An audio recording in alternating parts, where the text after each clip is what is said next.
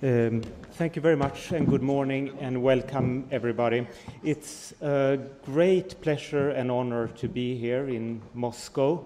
I will really enjoy this morning session together with you and share some of my experience of prostate cancer. The very first slide is a picture from my hometown, Stockholm. The city was built on islands, so there is a lot of water. I took the picture from one of the bridges across the water, and over here is Russia. Now, I've actually been to Russia in St. Petersburg together with one of my PhD students who was Russian, and that was a great event.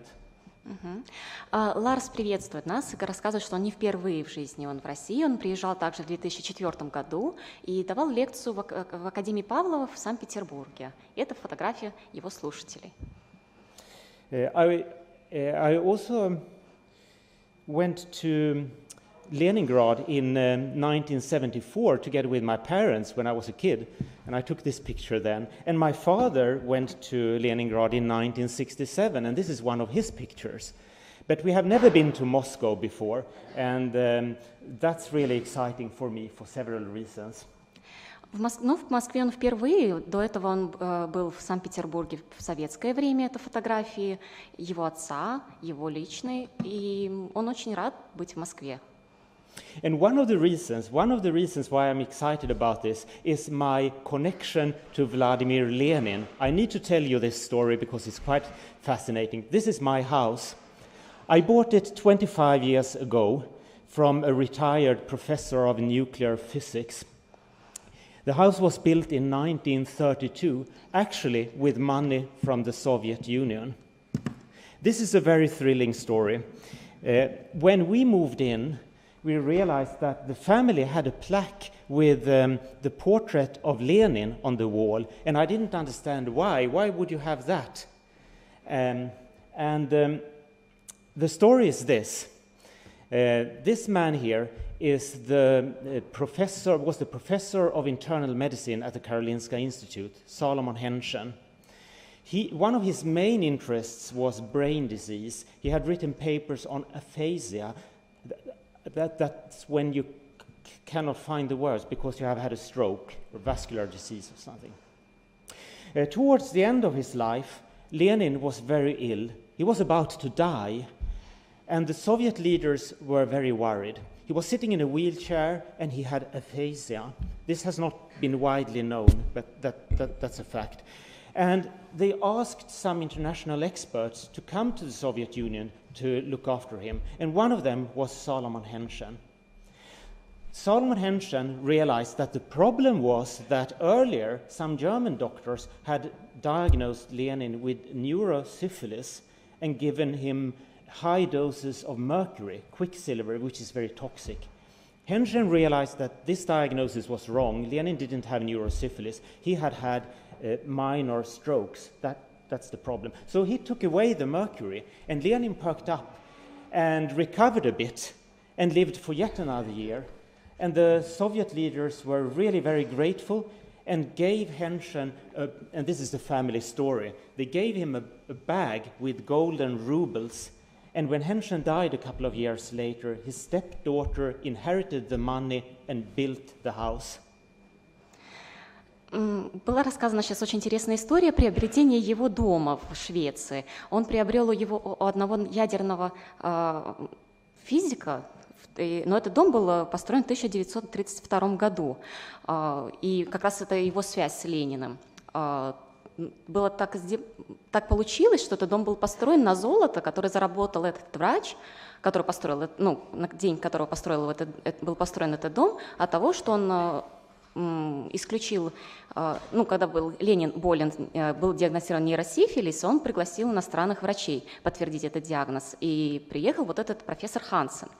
Он понял, что у Ленина не нейросифилис, а у него просто афазия.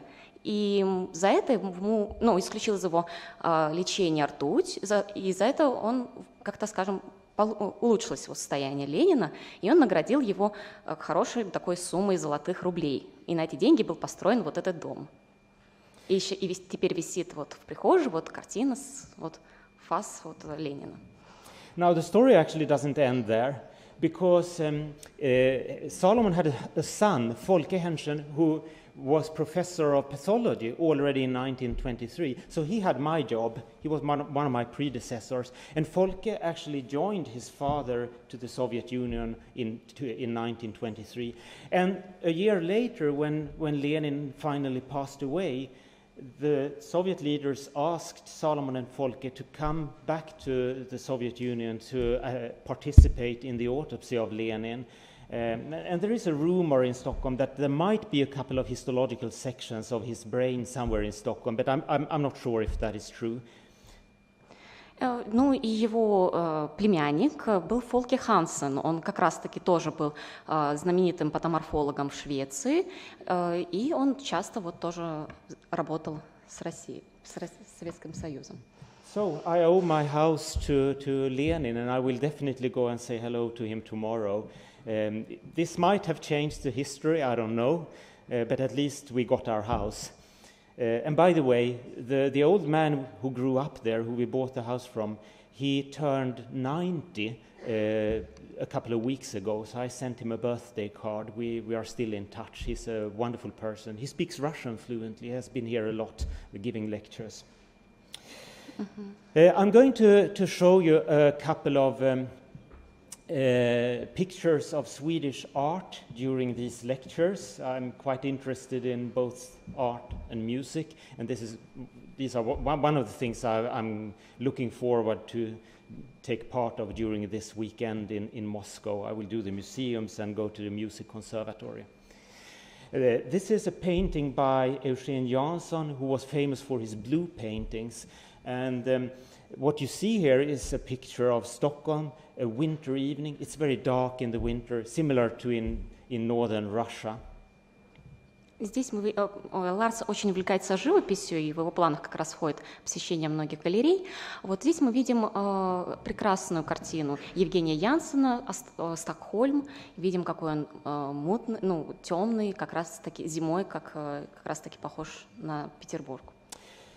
Now, the topic for today is prostate pathology. And as you might know, the incidence of prostate cancer is going up everywhere in the world. And actually, the last statistics is even worse than this. It has gone up steeply, and there are several reasons for this. We have an aging population, and this is a cancer that comes with higher age. We have a westernized lifestyle in many countries, which is a risk factor for prostate cancer. But most important of all, we have an increasing diagnostic activity with PSA testing, biopsies are taken. And this is something we see everywhere in the world, and you will have more and more of it here as well. So if you're a pathologist, prostate pathology is something you really need to know. Ну, тема нашего сегодняшнего доклада – это рак предстательной железы. Рак предстательной железы увеличилась его заболеваемость за последние года, как мы видим на диаграмме. И причиной этому сможет служить в том, что возраст возрастает, качество жизни и, конечно, работа диагностов. То есть больше теперь диагностируется при помощи уровня ПСА, биопсий. The typical distribution of prostate cancer is shown in these pictures, which is a computerized reconstruction of one single prostate, a prostatectomy specimen. There are three things that can be learned from these pictures. First, prostate cancer is typically located in the dorsolateral or posterolateral corner of the peripheral zone. Second, prostate cancer is usually multifocal. These little tumors here are not metastases from the main tumor. These are separate little tumors that are seen everywhere in the prostate. And third, prostate cancer is most common in the lower 2/3 of the prostate, less common at the base, which is good to know for those urologists.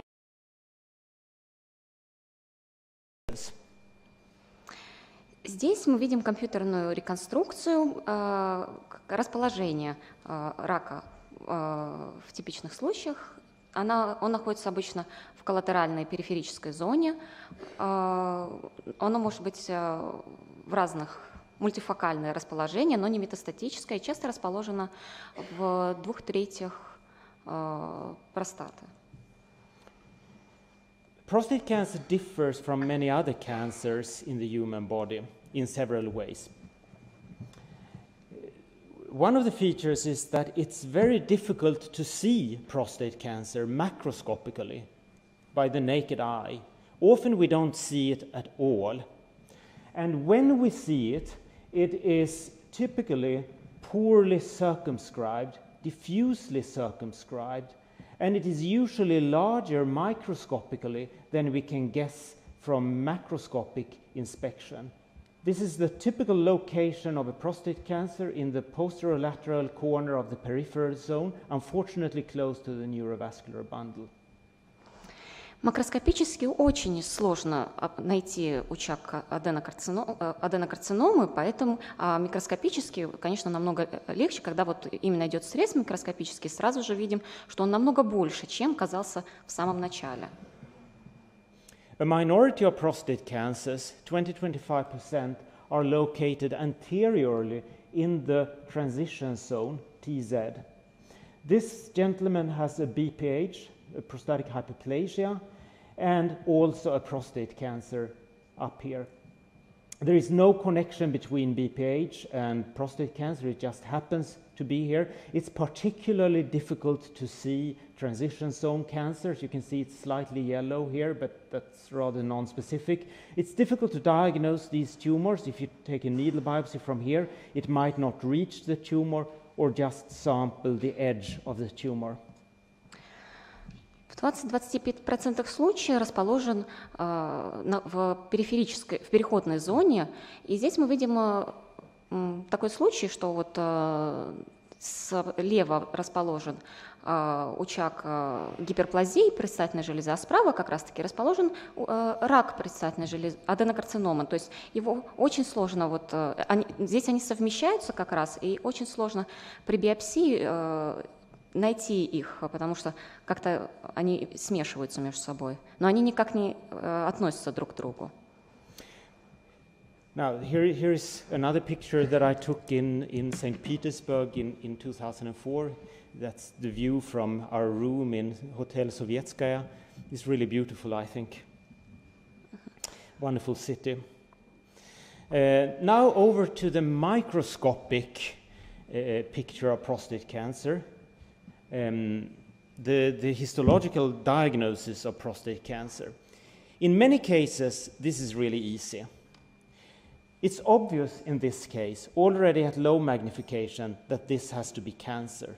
There is no way that this could be a benign proliferation because it's so disorganized. You don't need to go to high magnification to look for cellular details or things like that to make the diagnosis. But in some cases, when we have a small cancer with mild atypia, we need to be more systematic in the approach and analyze the features more in detail.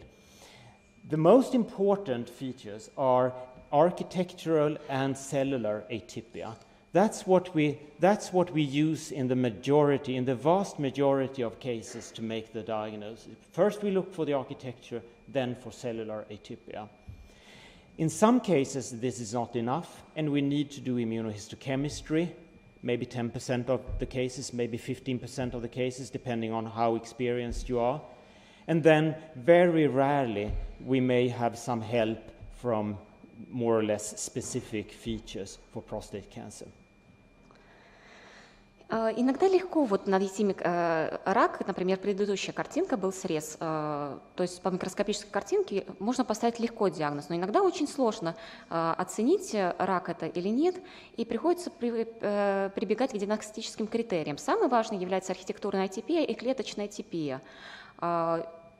Если они не помогают, начинаем использовать иммуногистохимию. Если она не помогает, то очень редко используем специфические особенности, которые мы сейчас рассмотрим. Let's start with the architecture. In benign prostatic tissue, the glandular tissue has a lobular architecture, which means that the glands are grouped together like this. There is one group here, another group here. While in prostate cancer, there is a non-lobular architecture. The glands diverge in different directions. They are randomly distributed in the biopsy.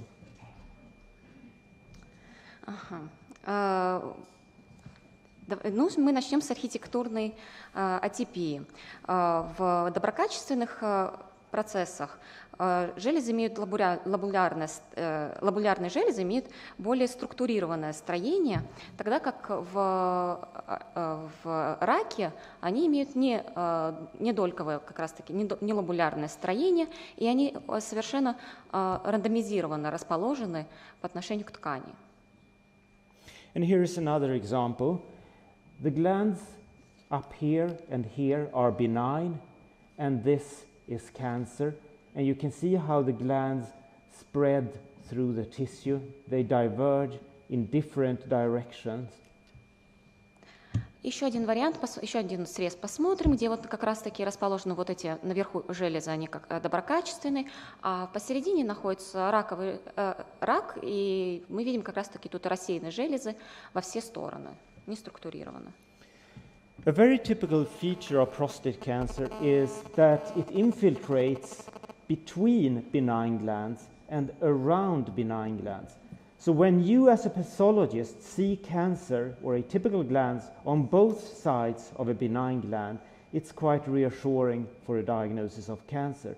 Benign proliferations, and we will come back to that after the break, do not behave like this. Еще одна особенность, что он может быть расположен инфильтрирован между и вокруг доброкачественных процессов. И когда патологоанатом смотрит на срезы, это значительно усложняет процесс. And here is another example of the same thing, with cancer extending here between these benign glands. That's a very helpful feature. И еще один срез, где мы видим как раз-таки, что рак расположен между двумя доброкачественными процессами. Very rarely, prostate cancer may, however, have a rounded nodular architecture. This is uncommon, but it may occur. So the fact that it's rounded and nodular doesn't necessarily preclude a diagnosis of prostate cancer. However, if you look at this case, you'll find that there are actually a couple of benign glands within this nodule, so it is more infiltrating than you might think at low power. Здесь мы видим как раз-таки, как находятся доброкачественные железы, находятся как раз-таки внутри этого процесса и как-то сгруппируют. Но это является исключением. Это редко происходит так, и как раз-таки они более светлые, они окружены этими узлами. In textbooks, prostate cancer is described as typically a proliferation of small glands that are closely packed back to back. However, this is by itself a rather useless criterion of prostate cancer because there are so many exceptions. Prostate cancer may have both large and small glands, and on the other hand, you may have a benign proliferation with small glands that are closely packed together, and you will see examples of that after the break. So what makes this cancer is not the fact that you have small glands, not even that you have small glands packed together, but the fact that you have a non-lobular architecture with glands from left to right completely disorganized, and there is no benign proliferation that would look like that. And furthermore, you actually have one single benign gland up here, slightly atrophic, and there is a sharp contrast between that gland and the malignant population. And that is a very helpful feature. В В большинстве книгах рак предстательной железы описан как типичная пролиферация желез, но это не значительный критерий, так как у рака имеют и большие, и маленькие железы, они могут располагаться как угодно, могут вместе, могут раздельно. И здесь мы видим, как, это более дольковое строение, и здесь как раз видим, что вот атрофированная железа расположена посередине. Benign prostate glands have a soft contour with folded epithelium, infoldings, while cancer glands tend to have a straight, rigid contour with few epithelial infoldings. There may be a couple of folds, but not as many as in the benign glands here. So I sometimes say that benign glands are like bumblebees, large and soft, while cancer glands are like wasps. They are hard, rigid, stiff. You know, when you hit a wasp with a newspaper and it crashes into a window pane, it will sound like this. Здесь мы видим разницу доброкачественного и раковых срезов. То есть в доброкачественных срезах мы видим как раз-таки, что имеют мягкий контур, складчатую структуру, тогда как в раковых они имеют более ригидный контур и меньше включений. At higher magnification, you'll see that the benign glands have a ruffled border with little blebs protruding into the lumen, while cancer glands tend to have a straight luminal border, much crisper, razor sharp. Здесь опять видим, что в доброкачественном процессе видим более сглаженные опять такие края, вот, и меньше их, они более такие фестончатые, а в раковых клеток более штампованные такие края, более жесткие. Here's an example of cancer where you have such punched out holes with no epithelial infoldings. And the glands seem to be streaming through the tissue. Now, if you compare with a benign lesion such as partial atrophy, you may have occasional glands which look punched out. So don't over-interpret this. This doesn't mean that this is cancer. But if we go back to this one, you'll see that here almost every gland looks like this. And that's nothing you will find in a benign proliferation. Также имеет смысл сказать о том, что они имеют четкую форму и недостаток эпителиальных складок. То есть также они выпитые железы, то есть они выбиваются из среза, тогда как вот в доброкачественных они могут иметь четкий контур, и опять-таки они тут выбиты, но это вот исключение является. Notice that the glands really seem to be streaming. They seem to have a direction through the tissue like this. Here is another Swedish painter, Anders Zorn, who is from the Romantic period. To the left is a self-portrait with him in a wolfskin fur. He was a brilliant portrait painter and actually painted several of the American presidents. To the right you have one of his most famous paintings, which shows traditional Swedish midsummer celebration. This is midsummer pole up here. And you can see from the light, the color of the light, that this must be very late in the night, maybe even after midnight. And you can see how the light is reflected in the window. And people have been dancing the entire evening, so they are warm, the cheeks are red, and they are wet. Sun is reflected in their faces. In the background there are some men who are already drunk, ready to start a fight with each other.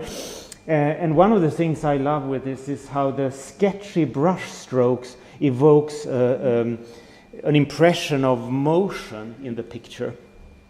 Здесь мы видим прекрасное произведение Андреса Жорна, называется «Посредилетнее празднование». Очень живая картина, видно все движения, видно, что они танцевали весь день, всю ночь, это находится, это изображено ночью, как раз-таки белые ночи, у них красные щечки. Now, talking about colors, let's go back to cancer. This is something that might be helpful for you when you diagnose prostate cancer. Prostate cancer glands usually have a different color of the cytoplasm than the adjacent, the nearby benign glands. And in most cases, the cytoplasm of the cancer glands is slightly darker. And the reason is that the cancer glands have started to forget how to produce secretions. So the cytoplasm of these glands here look a little bit denser, a little bit dirtier, purple-gray compared to this light-staining cytoplasm of benign glands. And this helps these glands to stand out against these benign glands. Возвращаясь к раку предстательной железы, можно поговорить о цвете цитоплазмы, а именно об окрашивании, которое может отличаться. Может быть более нежное, может быть более темное. Здесь как раз-таки видим очень темные, размытые и прям выглядят темно-серо-фиолетовые на фоне вот других желез.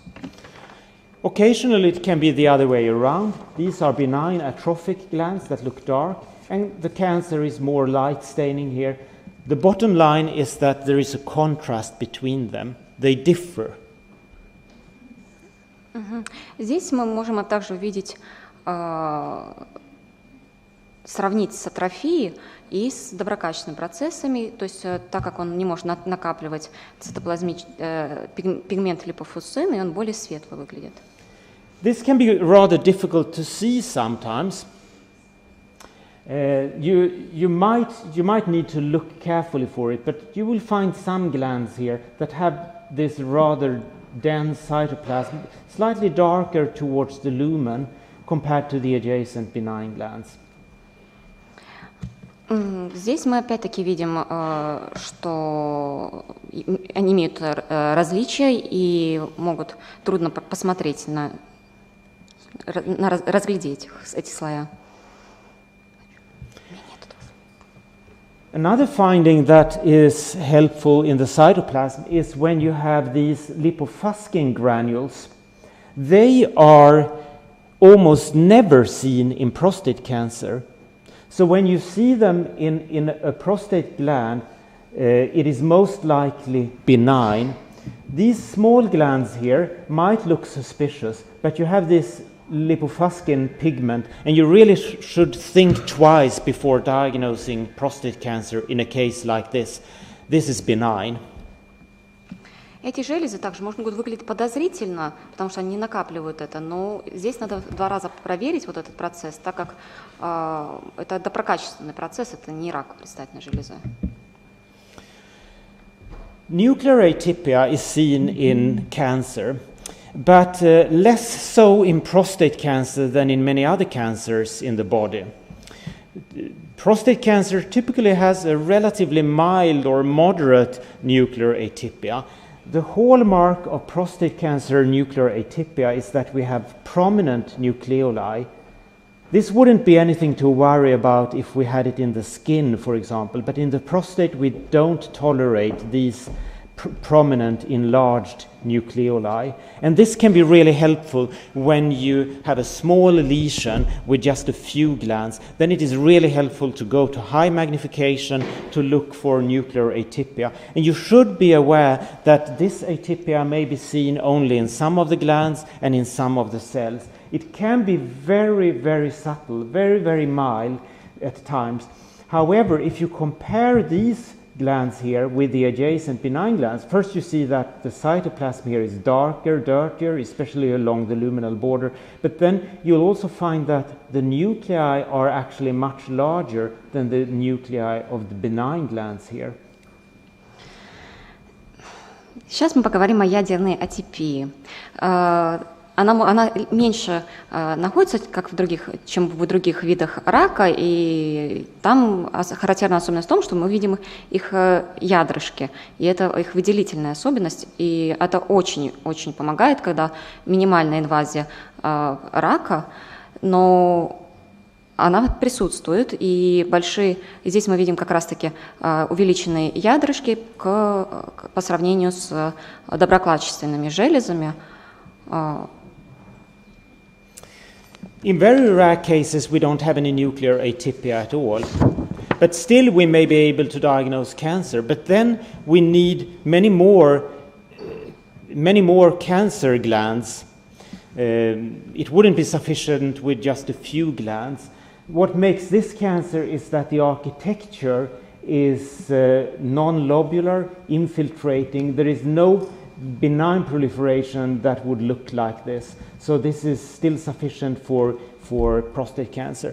So I would say that the architecture of the glands is more important than the nuclear atypia for diagnosing prostate cancer. In many cases, the architecture alone is sufficient for cancer, but the nuclear atypia is helpful if you have a difficult case where you need to go to high magnification. Крайне редко можно найти, чтобы не было клеточной атипии, но все равно надо побольше смотреть желез, так как рак предстательной железы имеет нелобулярное строение, инфильтрированное, но это не значит, что это не значит, что это доброкачественное.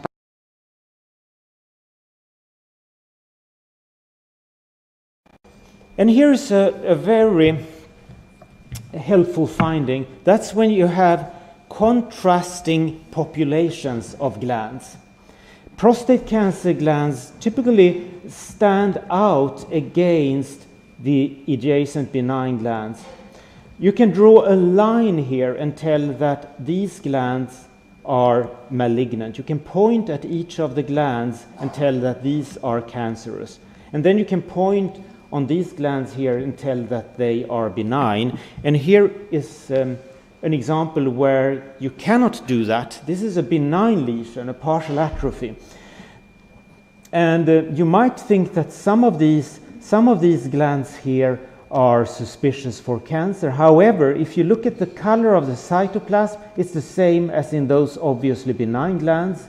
If you look at the nuclei, they are exactly the same as those up here, and it's just the size of the glands that differ.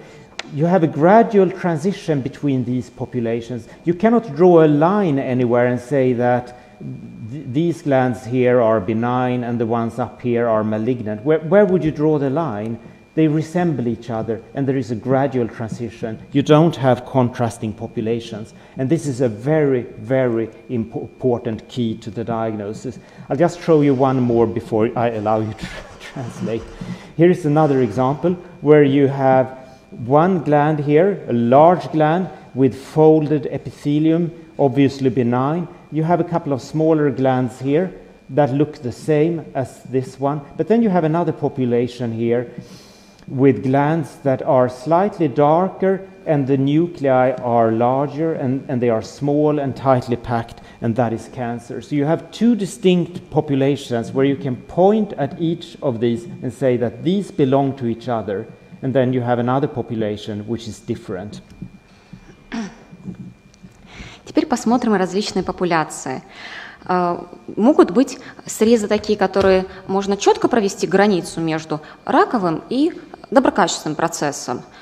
То есть его очень легко отличить, и какие там малигнизируются, какие не малигнизируются. Но также есть какие-то случаи, когда нельзя сказать, какой является доброкачественной, какой злокачественной. И нельзя поставить четкую границу между ними, так как там различаются они по цвету, можно сказать по размеру, но опять-таки по размеру нельзя нарисовать границу доброкачественной и злокачественной.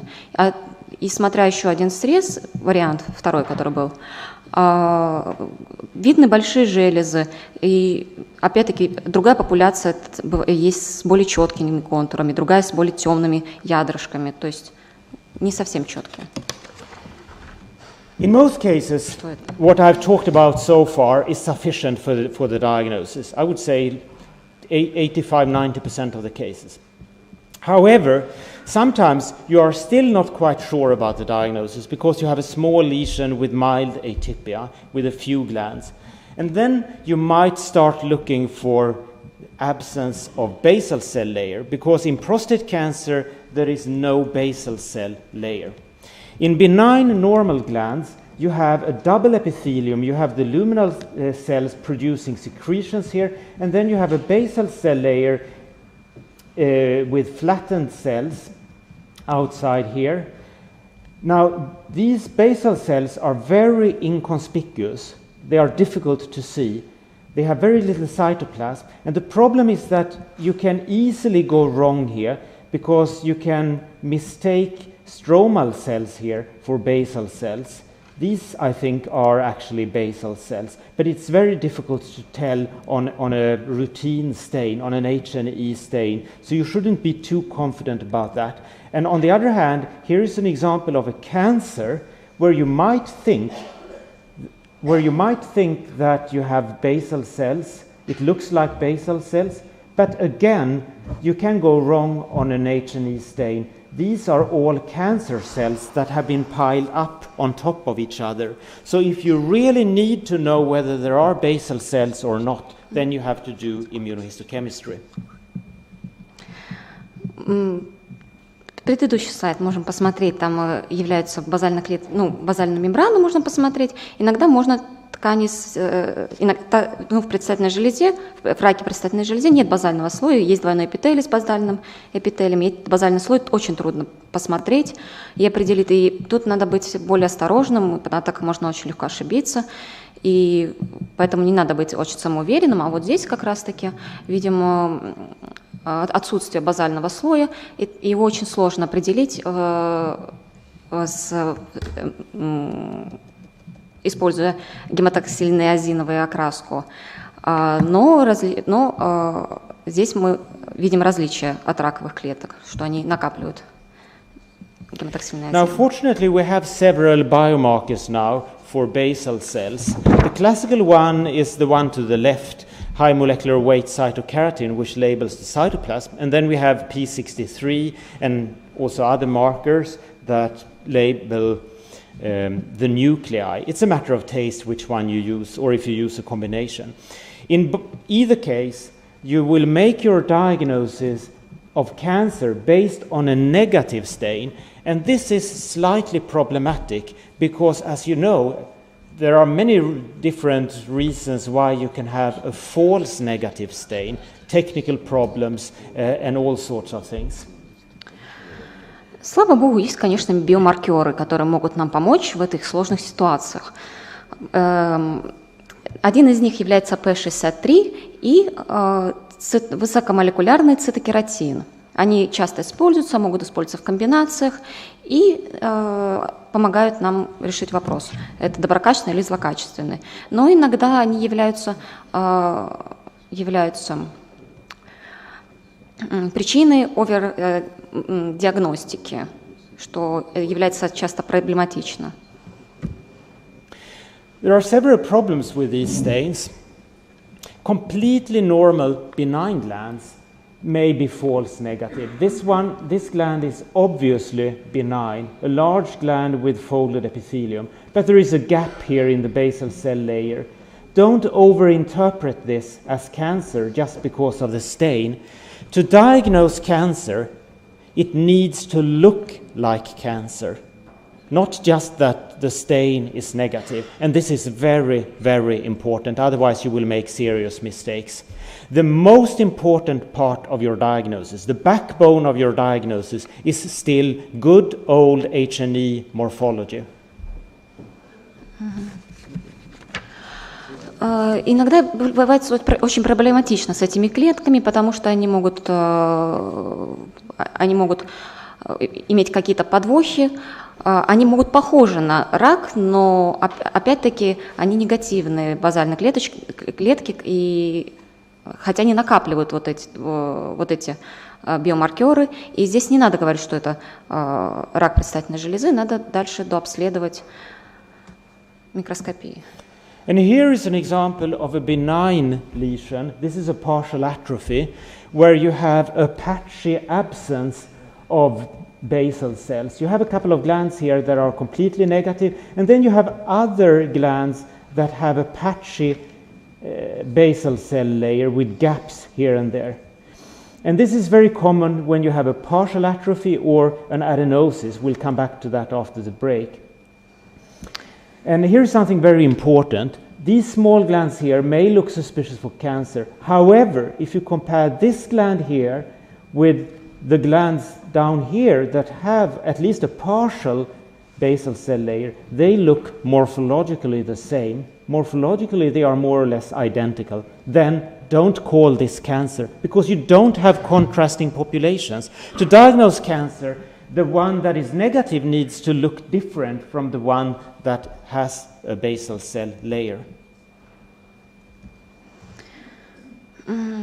Пойму на гистохимии теперь.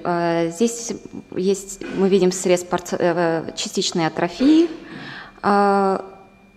и базальный слой часто может быть похож на частичную атрофию или аденоз. Эти железы, эти маленькие железы, они подозрительны, но по сравнению, по морфологически они одинаковые. То есть, чтобы поставить диагноз рака, они должны быть чтобы отличить их, они должны быть и негативные, и разной морфологии. Now, fortunately, we also have a positive tumor biomarker, and that is racemase or AMACA. It's an abbreviation of a very long term that no one can remember, and this is the clone name of the antibody, which is positive in cancer glands and negative in benign glands.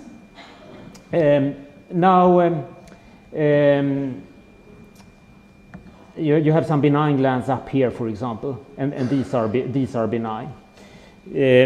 When this was first presented at the USCAP meeting about 10 years ago, I must say I've never seen so many happy pathologists at the same time in a room.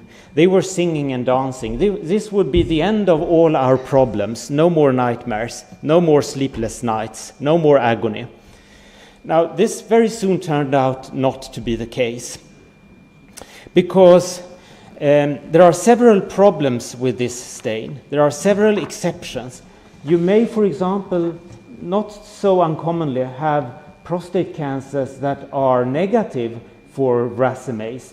And typically those small cancers that you struggle with, if this looks like cancer and it's negative for the basal cell stain, I would still call it cancer, even though the racemase stain is negative. Также есть интересный, хороший биомаркер, который всегда позитивный. Он называется рацемаса, и в раковых клеток он всегда позитивных, а негативных – доброкачественных.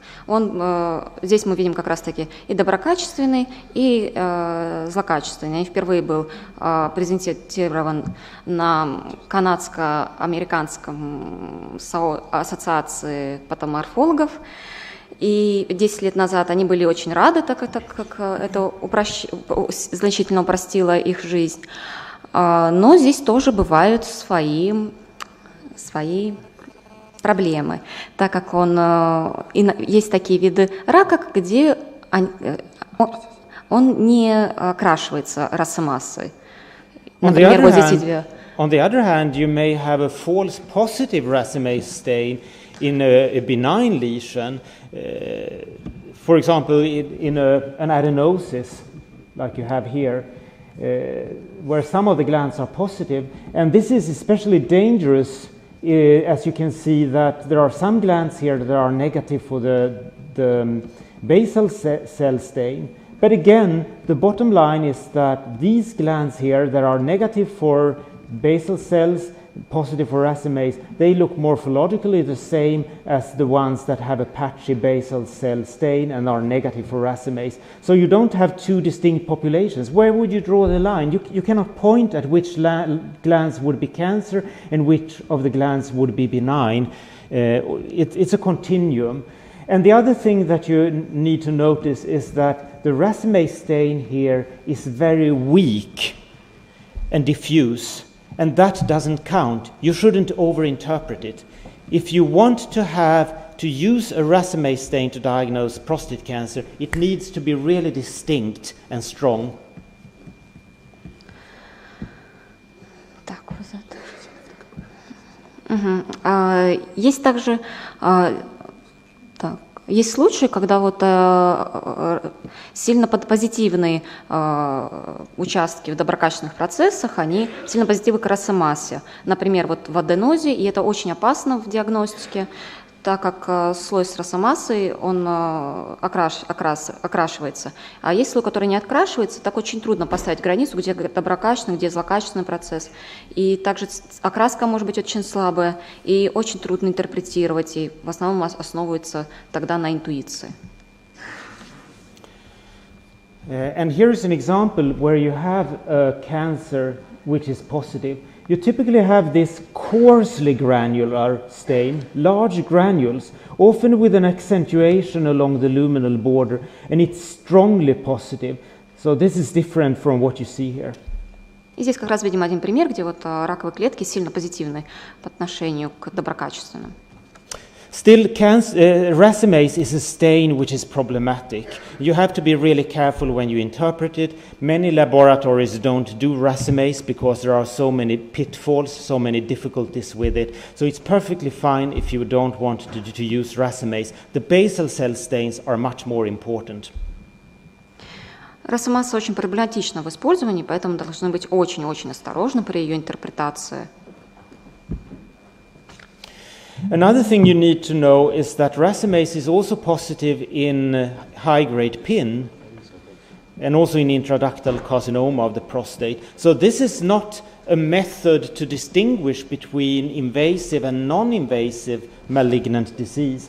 And as you can see, you may also have gaps in the basal cell layer in high-grade PIN. And this is a potentially dangerous situation because if you have one single atypical gland like this, which is negative for basal cells, positive for racemase, it could actually be a tangential cut off of a high-grade PIN. So you should be really cautious not to overdiagnose prostate cancer where you have just a single gland like this. I would be very, very reluctant to call this cancer. Call it suspicious for cancer rather than a definitive diagnosis. Мы должны быть очень осторожными в срезах и когда вот окрашиваем росомассы, потому что, может быть, она очень может быть позитивной при высоком ПИН, и оно не может легко отличиться от атипичных и подозрительных клеток, вот, и это очень важно. So far, I've talked about findings that you see in the majority of prostate cancers. Now I will talk about findings that you will see in a smaller number of prostate cancers. First, intraluminal mucin. This is a bluish, blue-tinged mucin that you find in the lumina of especially rather low-grade prostate cancer. You shouldn't call this mucinous cancer. That's something different. That's when you have pools of mucin. Unfortunately, intraluminal mucin is not pathognomonic for prostate cancer. It doesn't prove that the patient has prostate cancer. It can also be found in benign lesions of the prostate, such as atrophy and basal cell hyperplasia and perfectly normal glands. Теперь поговорим о внутриклеточном муцине, и особенно об его окраске, которая базофильна, и она принимает вот базофильный цвет в просветах. Это не является муцинозным раком, но это также не патогномоничный признак.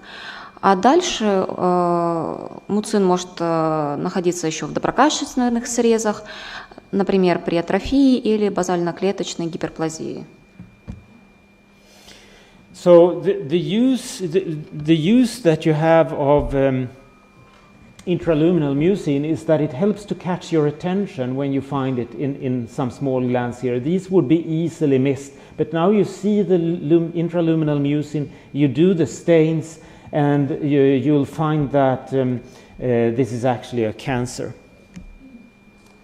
Но надо быть очень осторожным и при применении внутрипросвета, они разные вот внутрипросветы, и можно разно смотрятся в разных просветах и разных срезах. And the same is true with the luminal secretions. They are typically a little bit sticky, thick, granular in prostate cancer, and this is often seen together with intraluminal blue-tinged mucin. And this is not pathognomonic for cancer either. Также имеется ненормальная секреция, например, вот она густая, вязкая и гранулированная. Sometimes these secretions aggregate into what we call intraluminal crystalloids, and these are rod-shaped or polyhedral rectangular structures seen within the lumina of especially low-grade cancers. You shouldn't confuse them with corpora amulaceae or BPH. These are jagged, rectangular, geometric structures. These are not pathognomonic for prostate cancer either. They can be seen in benign lesions such as adenosis and partial atrophy. So both intraluminal mucin and crystalloids are very, very weak evidence of prostate cancer. Ну, теперь поговорим о внутрипосветных кристаллоидах, которые имеют разные формы, могут быть похожи на палочковидные, на прямоугольные, имея форму ромба, многоугольные. Мы должны отличать их от амилоидных тельцов, и это не патогноматично на рак предстательной железы. Также они в основном их обнаруживаются при доброкачественных срезах. Например, при аденозе и частичной атрофии. Now we come to what you all have been waiting for, the pathognomonic features. That is to say, the features that when you find them, it proves more or less, almost, that you have a cancer. First, you have glomeruloid bodies. These are cribriform structures that are attached to one side of the gland, so it somewhat resembles a glomerulus of the kidney. Теперь поговорим о том, что мы все ждали, о патогномоничных признаках. Первое – это гломерулярные тельца, которые расположены внутрипросветно и всегда являются патогномоничными. And then you have collagenous micronodules. This is often seen together with glands that have contained mucin, and the glands have become disrupted. They have opened up, and the mucin has come into contact with the stroma and evoked a stromal reaction, which is quite peculiar, with these very, very pale staining paucicellular nodules along these disrupted glands. And here are a few more examples of collagenous micronodules. Второе – это коллагеновые узелки, которые часто находятся вместе с железами, которые продуцируют муцин, и муцин контактирует со стромой, делая такую реакцию, и это является патогномоничной. And the last thing that is supposed to be pathognomonic is circumferential perineural invasion. Perineural invasion is quite common in prostate cancer, and by itself it doesn't prove anything. We are supposed to report it, but it doesn't really prove much. It doesn't have a strong prognostic value, and it definitely doesn't prove cancer because you can have benign glands lying in the perineural space. However, what you have in this case is cancer encircling these little nerves. There is not much atypia in these glands, and they even are slightly folded like this, so you may easily mistake them for benign glands, but they encircle nerves, and that is more or less pathognomonic for prostate cancer. И последнее – это окружающая периневральная инвазия.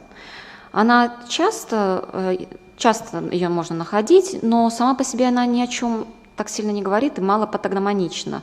Но в данном случае мы видим, как имеется вот эта окружная периневральная инвазия, которая похожа на доброкачественную, но это не доброкачественная. Now to the bad news. This is going to be useless for you. You will never see it. It will never be helpful.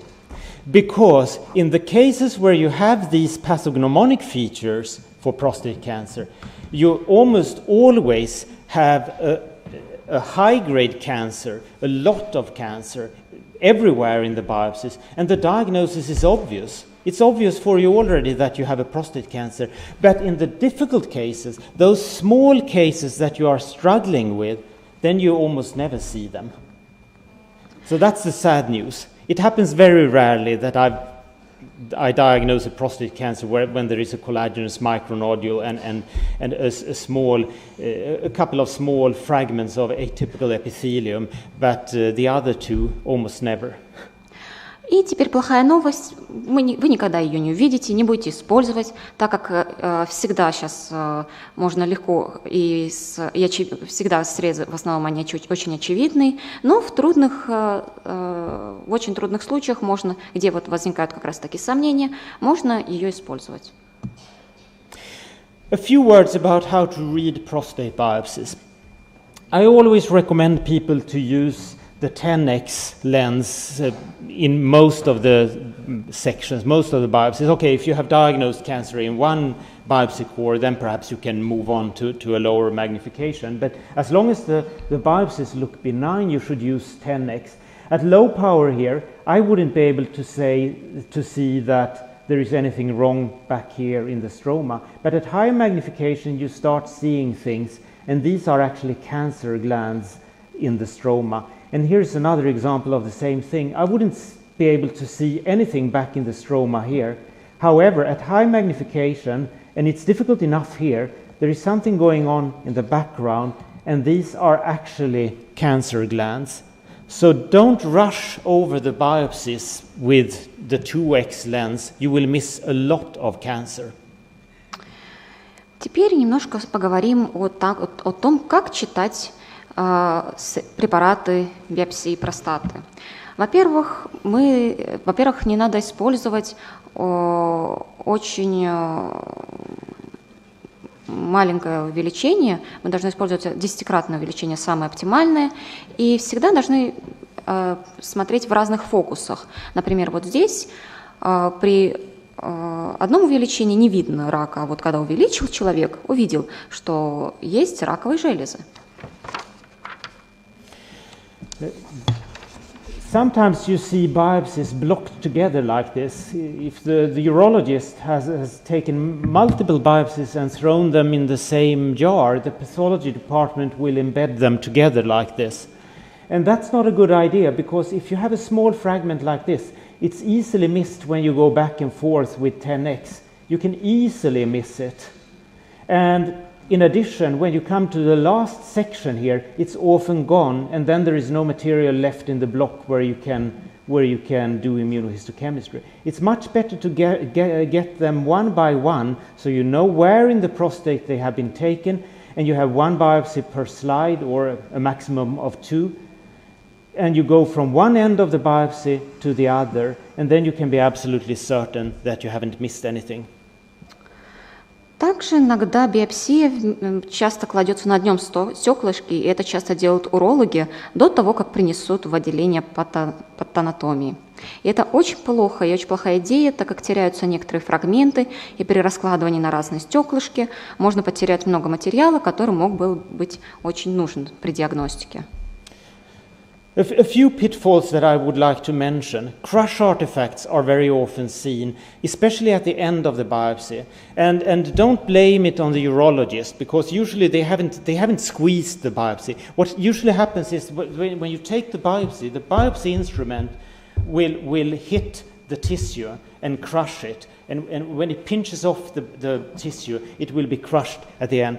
This may be cancer. It's suspicious for cancer, but it could actually also be benign glands that have been crushed. And here's another example. These are definitely benign atrophic glands. These light-staining glands here stand out against these glands and this could be a small focus of cancer, but I wouldn't dare to say. You have these small pycnotic squeezed nuclei and fragmented cytoplasm. Также есть еще одна техническая проблема, когда вот имеются артефакты, особенно при сдавлении. Это из-за того, что бралась биопсия немножко под другим углом, и конечный фрагмент, он очень такой сдавленный, он может быть похож на раковые клетки, а может быть просто это является гиперплазией. So in a case like this, it's better to say that There is a small lesion with some atypia where we cannot rule out cancer. However, because of crush artifacts, we cannot make a conclusive diagnosis. Ну, это усложняет очень сильно диагноз, который поставит, это рак или... А как это описывать? То есть это доброкачественный процесс, алкокачественный? The other thing that you need to be aware of is that poor sections, thick sections, overstained sections may look like cancer. These glands here look dark, similar to prostate cancer. It looks a bit crowded, the nuclei are crowded, but this is actually benign and it's just a poor section. So it's very, very important that your lab technicians get trained to produce really thin and nice sections. And I have to say, this is fascinating. I have traveled around a lot. I've actually lectured in 36 countries around the world now, and in some rather odd places. And some of the most beautiful sections I've ever seen were produced in small laboratories in Phnom Penh in Cambodia and in Asunción in Paraguay, some rather poor countries where they had very simple technique and the laboratory was partly outdoors, but they produced splendid sections. The one in Phnom Penh, I asked who is doing the sections? Well, it's a teenage boy working here. What? I said, well, what sort of education does he have? Education? But his sections were just wonderful. And the hematoxylin stain is also important. And as a matter of fact, a handmade hematoxylin stain that you have mixed yourself and it has matured in a jar exposed to sunlight is better than those fancy robotic machine stains that we get. Также очень плохая вещь, это когда имеются очень тонкие срезы. Очень тонкие срезы, там имеется большое расположение ядер, вот, и они очень похожи на раковые клетки. Вот. И рассказ, что он был очень интересным, потому что он был в 63 странах, читал лекции. Самые красивые срезы, которые когда-либо видел, это в маленькой лаборатории в Парагвае были сделаны. И он когда спросил, кто делает эти срезы, ему ответили, что делает простой маленький тинейджер, который не имеет никакого особого отношения. Вот, и интересно, что в наше время, когда вот все роботизированное, самые красивые срезы делаются вручную, а не вот... This one has been done with an expensive modern rotation microtome, while those beautiful sections I saw in, for example, Phnom Penh were done with an old-fashioned manual microtome. So if you don't have a modern equipment, that's no excuse for making bad sections, really. If you are in a small place, somewhere in a remote place, you can still produce really good sections, and that's something that you should encourage your lab technicians to train with. I've seen sections from many different countries around the world, and in some cases the sections are horrible. It's difficult to interpret them, but in other places, some poor places, they can be absolutely beautiful. Отсутствие высоких технологий не делает никак, не оправдывает людей, когда вот плохие срезы, потому что самые лучшие срезы обычно делаются вручную, а есть случаи, когда вот роботизированные, сделанные срезы с высокими технологиями, они намного хуже качества, чем вот ручной работы. So now it's time to summarize this lecture. The way we diagnose prostate cancer is that we start looking for architectural atypia. And in many cases, it is obvious already at relatively low power that this is cancer. And then if this is not sufficient, we move on to higher magnification. We may, if we have a small lesion, even sometimes need to go to the 40x lens and move the focusing knob back and forth to look for nucleoli. And then if this is not sufficient, then we may need to do immunohistochemistry, but you must be aware of the pitfalls.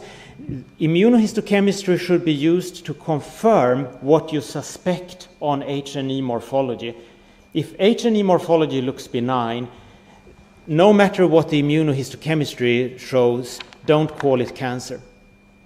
And then we need to be aware of all the diagnostic pitfalls, the differential diagnosis, like benign proliferations, etc. Can we absolutely be certain to rule out those? And finally, and most important, am I really, really confident about the diagnosis? This is no guessing game. This is not like, a quiz, a game. This is serious matter. If you make a diagnosis of prostate cancer and you receive the patient's prostate in formalin a couple of weeks later, then you want to be certain that you are actually able to find cancer in the prostate. Sometimes we don't, even if we have done the correct diagnosis, because it might be such a small cancer. But in such cases, you still need to feel certain that you did the right thing on the needle biopsy. If not, then call it suspicious rather than making a conclusive diagnosis. Суммируя сегодняшнюю лекцию, надо сказать, что в большинстве случаев мы должны обходиться архитектурной атипией, и эти железы, они контрастируют против ближележащих доброкачественных желез. И высокая или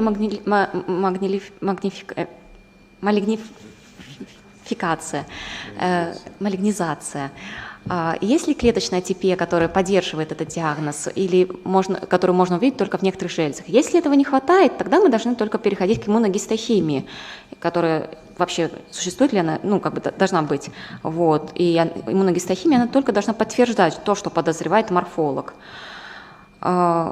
Можем мы исключить те срезы, которые доброкачественные, которые просто с высоким пином. И последний пункт, мы уверены о своем диагнозе. Если нет, то мы всегда должны говорить, что это просто подозрительное. And the very last slide of this lecture, this is the final scene of one of my favorite films, the Swedish director Ingmar Bergman's film The Seventh Seal, which is about the plague, the Black Death, which was very prevalent in Sweden and I suppose also in Russia in the Middle Ages. And this is not a film that has a happy ending, if that's what you're looking for. In the final scene you can see death dancing with the people along this hillside. И заканчивая слайд, там был слайд из его любимых фильмов «Седьмая печать», «Седьмая печать» о черной смерти, которая была распространена в какие-то. So, thank you very much. Do you have any questions about this? Есть вопросы по презентации?